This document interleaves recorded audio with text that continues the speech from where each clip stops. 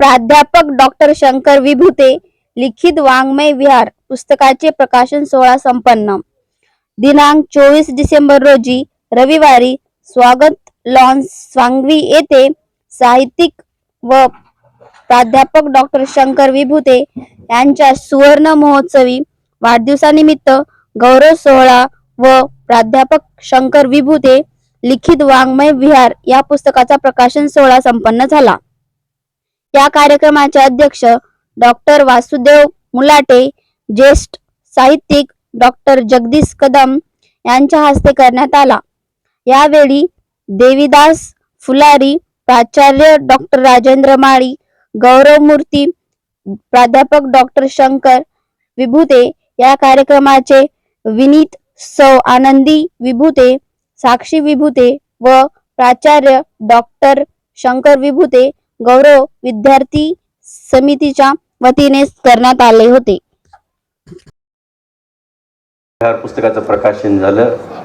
ज्यांच्या सहवासात मला साहित्य लेखन करताना गांभीर्यानं त्या साहित्याकडे कसं पाहावं आणि माणूस म्हणून पुढं कसं जावं हे शिकता आलं, ते आमचे आदरणीय गुरु डॉक्टर जगदीश कदम सर. लेखक लहान असो की मोठा असो त्याचा सन्मान केला पाहिजे आणि त्याच्या साहित्याकडे वेगळ्या उंचीनं पाहता आलं पाहिजे, हे ज्यांच्याकडून मी शिकलो ते आमचे आदरणीय गुरु देवीदास फुलारी सर. खरं पाहता महाविद्यालयाचे प्राचार्य, त्यातही विज्ञानाचे प्राचार्य, यांना साहित्याबद्दल फारसा आवड किंवा गोडी असतो असं नाही, परंतु प्राचार्य नसताना सुद्धा माळी सरांना मला या ठिकाणी जाहीरपणा सांगावं वाटतं, कदम सरांना, की यशवंत महाविद्यालयात सहकारी असताना सुद्धा माळी सर मला प्रेरणा आणि प्रोत्साहन द्यायचे, तुम्ही लिहित राहा असे आमचे जे विभुते सरांना अनुभवले, जवळून पाहिले, तेच मी तर थोडंसं अनुभव तुमच्याशी शेअर करू शकते. खरं तर मी माझ्या जीवनामध्ये शंकराच्या कृपेने, म्हणजे परमेश्वर शंकर नाही तर पती परमेश्वर शंकराच्या कृपेने अतिशय सुखी आहे, अतिशय समाधानी आहे. आणि जेव्हा माझं 21 मार्च 1999ला एंगेजमेंट झाली तेव्हा सगळे माझे पाहुणे म्हणायचे, बाई तुझं नशीब फुटलं. मी मला काय झालं? असं नाही नाही, तुझा नवरा लईच पुस्तक वाचते, तुला वेळ देते की नाही, की तुझं कसं होते की पुस्तकी किडा आहे बघ. पण जेव्हा आमच्या गावीमध्ये लेकरं कसे राहतात तर त्यांनी बहुतेक मला एक साधं अभ्यास करायला सांगितलं होतं आणि मी काहीतरी उलटं बोलले त्याला. तर तेव्हा त्यांनी एकदम साहित्यिक भाषेमध्ये मला म्हणले होते की जेव्हा मुलगी बापाला सामोरे बोलते तेव्हा तिथं नातं नसते, व्यवहार असतो. आणि मी म्हटले व्यवहार तर व्यवहारच.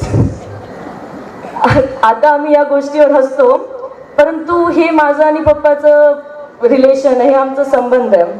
मी माझ्या फ्रेंड्सकडून ऐकते, मी सगळ्यांकडून ऐकते की ते त्यांच्या वडिलांसोबत 2 मिनिटापेक्षा जास्त पण बोलू शकत नाहीत. आणि मी आणि पप्पा 2 तास 3 तास कितीही वेळ बोलू शकतो. कधी कधी मम्मीला पण असं वाटतं की आम्ही तिला घेत नाही मध्ये आणि आम्ही एक दुसऱ्याला बोलत राहतो. हे माझं पप्पासोबत संबंध आहे. सर्वप्रथम तुमचं मनपूर्वक स्वागत आणि आभार. आपण यासाठी नोंद घेतली. खरं तर सत्कार, सन्मान आणि पुरस्कार हे निमित्त मात्र असतात. या निमित्तानं माणसाला माणूस म्हणून उभं राहण्याची एक वेगळी संधी निर्माण होते आणि बांधिलकी निर्माण होते. यातून मला एक प्रेरणा आणि प्रोत्साहन मिळालं की लेखन हे जबाबदारीने केलं पाहिजे आणि आपल्या आजूबाजूला राहणारी जी काही लोकं आहेत ती माणुसकी आणि मानवी मूल्य जपण्यासाठी असतात, ती आयुष्यभर जपली पाहिजे. त्यातच खरं आपलं मूल्य आहे. हाच माझा या वाढदिवसाच्या निमित्ताचा संदर्भ आहे. आपण सर्वांना समता, ममता, न्याय जगलं तर आपण मानवी मूल्ये विकसित करू शकतो, मानवतावाद जोपासू शकतो. हाच या आजच्या वाढदिवसानिमित्त संदेश मला या निमित्तानं द्यावा. तरुणाईचा कल जो कमी होतोय असं आपल्याला म्हणता येणार नाही. त्याचा कल वेगळ्या अर्थानं वेगळ्या बाबतीत होतो. काळच खूप झपाट्यानं बदलत चालला, त्यामुळं तरुणाईला दोष देता येणार नाही. त्यांना काय आवडेल, त्यांना काय रुचेल, पचेल या अनुषंगानं साहित्य लेखनातून आपला विचार मांडता आला पाहिजे लेखाला, तर तरुणाई पुन्हा एकदा त्या साहित्याचा आनंद घेऊ शकतो.